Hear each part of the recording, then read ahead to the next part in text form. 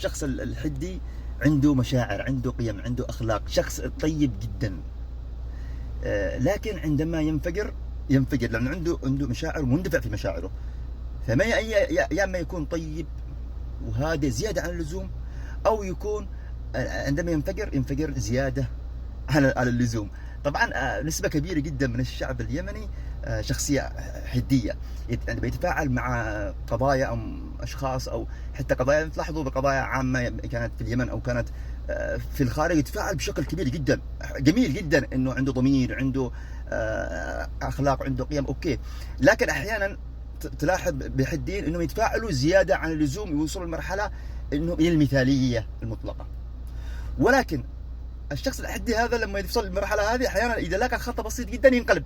لو تذكرون مثلا قضيه حنين البكري الله يرحمها، الطفله الصغيره اللي ما يعرفهاش، هي طفله صغيره قتلت على يد شخص قبل العيد بيوم. على العموم تفاعل الشعب اليمني وكانت قضيه راي عام، وتم الامساك بالقاتل، والمحكمه حكمت عليه بالاعدام. طبعا الشعب يعني كلهم تضامنوا وكلهم تفاعلوا مع القضيه، كل حاجه.